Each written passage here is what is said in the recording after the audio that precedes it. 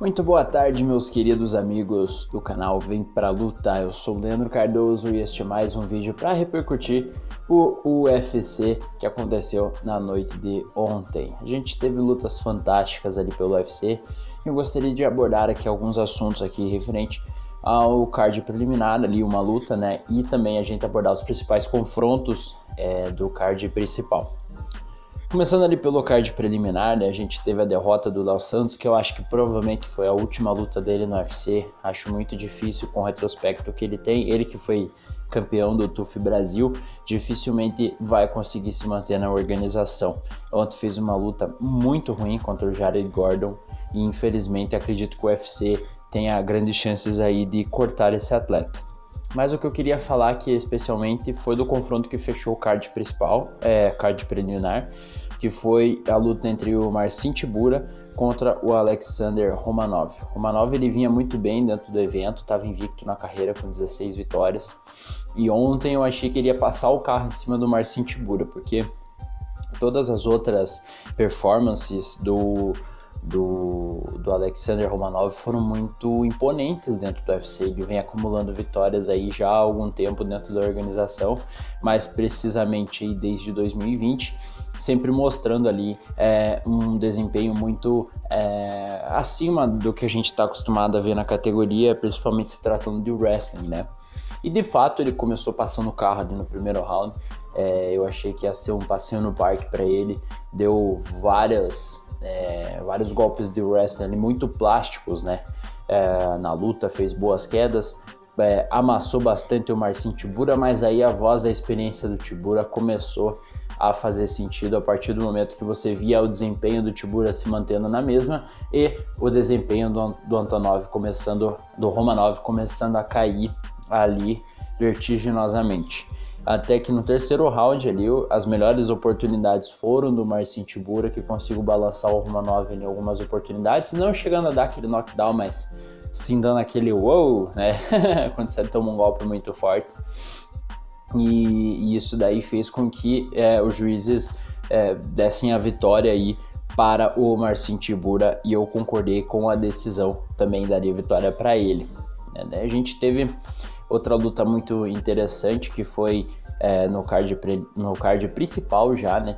Foi a vitória do nosso querido Tyson Pedro, australiano aí, que vem... Ele sempre foi uma promessa da categoria meio pesado, ele faz sempre boas lutas, né? Já teve algumas vitórias muito boas, outras derrotas também, onde ele sempre trouxe muita ação pro octagon, e ontem deram um cara assim que não tava no nível dele, né? O Hans Soker, ele infelizmente não foi capaz ali de combater o ímpeto do Tyson Pedro, e o Tyson Pedro conseguiu um rápido nocaute aí, se consolidando mais uma vez como um prospecto interessante da categoria, né? Como eu disse, ele alterna vitórias e derrotas, mas é um cara assim que a gente sempre precisa ficar de olho, porque ele tem um jiu-jitsu afiadíssimo, e ontem esse nocaute foi com um chute muito técnico ali na linha de cintura, onde o Hans Soker ele sentiu, né, e já começou ali a se encolher imediatamente. Daí nós tivemos a vitória da Pudilova numa luta onde a Pudilova passou o carro para cima da nossa querida chinesa. E aí a gente entra no confronto polêmico da noite, né? Que foi a luta do José Aldo contra o Merab Dvalishvili.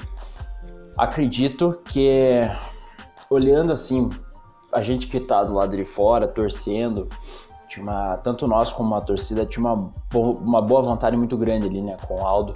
E, infelizmente, todo mundo queria ver ele disputando o cinturão dos galos, mas agora ficou mais complicado.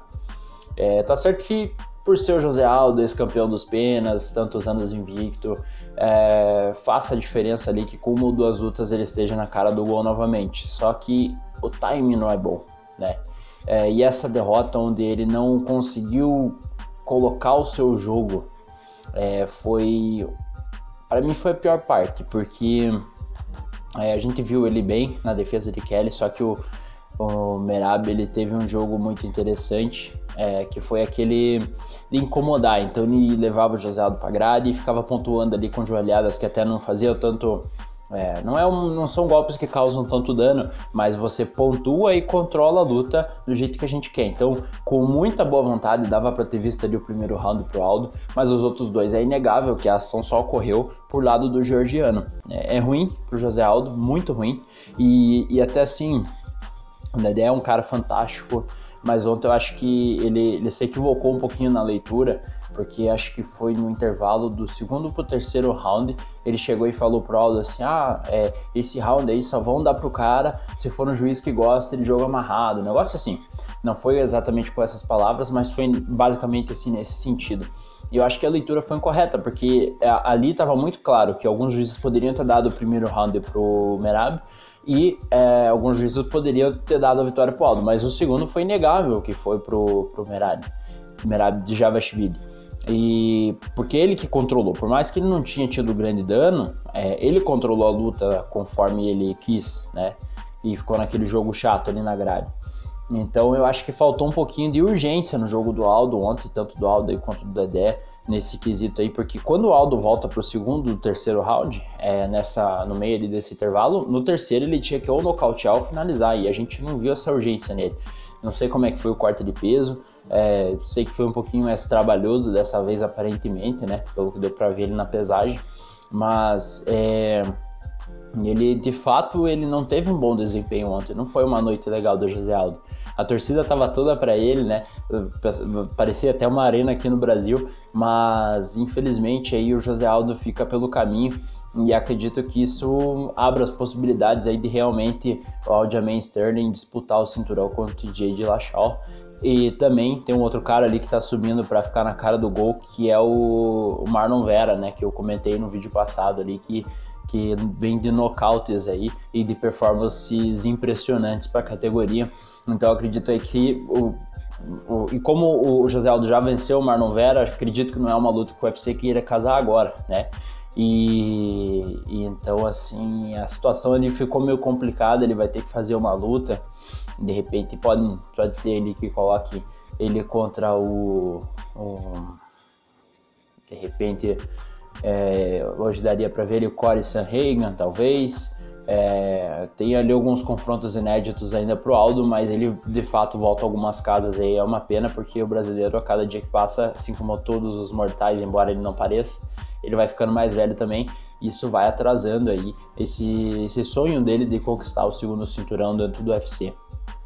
Depois nós tivemos a melhor luta da noite, que eu confesso que eu me surpreendi muito com o queixo do Luke Rockhold. Eu achei que ele não ia aguentar tanta porrada assim no borrachinho, mas durante a luta eu tava com aquela sensação assim, esse cara vai se aposentar hoje, acho que a gente não vai ver esse cara de novo, porque ele deu tudo que ele tinha, inclusive uma situação que causou muito enjoo em várias pessoas que estavam assistindo. Ele tava jorrando ketchup ali por toda a cara e ele fica por cima do borrachinha ali no final da luta e começa a passar o rosto na cara do borrachinha e você vê aquele ketchup indo pra tudo quanto é lado. Então assim, foi bem nojento ali essa parte ali da luta, né? Mas eu acho que eu vejo o copo muito cheio pro Luke Rockhold. Foi uma performance onde ele cansou muito, porque ele deu tudo que ele tinha. E acho que de fato ele sabia que ele queria aproveitar cada minuto que ele tinha ali, porque era o fim da carreira dele como lutador de MMA dentro do UFC. Já pro Paulo Borrachinha, acredito que foi uma boa luta pro UFC buscar renovação com ele já deixou bem claro que vai querer testar o mercado. Acho que pro UFC não é interessante perder um ativo igual a ele, mas ele vai para onde pagarem mais, né?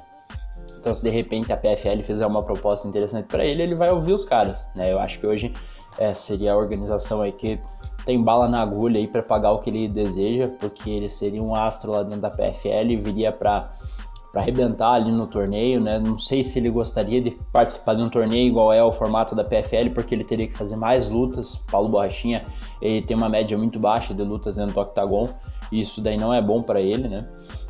Então assim, ele teria que ser mais ativo, mas lá tem a categoria de 93 quilos, numa dessa, assim como o César Mutante se adaptou, assim como o cara de sapato se adaptou, acredito que seja interessante aí pro Borrachinha de repente testar o mercado e por que não lutar o torneio aí da PFL em breve. Mas isso daí só ele que vai saber, isso daí é só ele que o UFC... É só ele e o UFC, né, que vão definir essa situação, mas acredito de fato que ele vai estar aberto aí a ouvir propostas, né. Ele ainda é um dos prospectos que o Brasil tem nessa categoria do peso médio, embora eu não goste muito do estilo dele, assim, no quesito de pessoa no Twitter, tal, ele tem aquela base ali dele, ele gosta de atrair haters, tem a parte ali do apoio político que a gente não discute, mas de fato ele é um dos caras que chama atenção, ele é um dos caras que consegue furar a bolha do MMA, você consegue conversar com algumas pessoas que não acompanham tanto luta, essas pessoas vão saber quem é o Paulo Borrachinha, então de fato ele é um prospecto interessante para o Brasil, além de ter todas as características necessárias e interessantes ali, porque ele é um lutador que promove sempre um show, sempre aquela trocação que o público gosta de ver, ele sempre deixa tudo dentro do octagon, então é sempre um cara muito divertido no mínimo aí de assistir, só por esse detalhe. Acredito que o UFC tem que fazer uma força bem bacana aí para manter ele dentro do plantel, beleza? Essa é uma vitória que não leva ele para muito lugar por enquanto, né? Mas é que com certeza é bom para ele tirar essa sequência de derrotas ali que ele teve, né? Tanto pro Israel Adesanya aí, quanto pro Marvin Vettori. É interessante para a carreira dele aí, porque ele retoma, tem uma vitória sobre um ex-campeão do UFC, então mesmo que o Luke Rockhold já esteja mais velho, aí de fato é um nome interessante que o Borrachinha vai ter dentro do cartel, e o Luke vendeu muito bem essa luta. Por último, a gente teve aí esse confronto muito bom entre o Kamaru Usman contra o Leon Edwards, né? Eu particularmente fiquei até um pouco... eu comecei ali achando que seria mais um passeio do Kamaru, até o momento da queda do Leon Edwards, onde o Leon Edwards foi o primeiro homem a quedar o Kamaru Usman dentro do octagon do UFC, que interessante. E aí... de repente você vê que a luta começa a ter assim, um crescimento muito grande do Kamaru Usman, e você vê a postura do Leon, assim, que ele tava... ele não parecia estar ali concentrado naquilo ali, até o pessoal na transmissão falava, ixi, a alma já foi, né, só tá ali o corpo ali, e parecia que ele não reagia aos incentivos dos treinadores, aquelas chamadas de atenção. Então eu tava achando ali que realmente esse confronto ele não ia ter nenhum tipo de mudança ali do que havia se desenhado nessa situação ali, e que o Kamaru manteria o seu cinturão.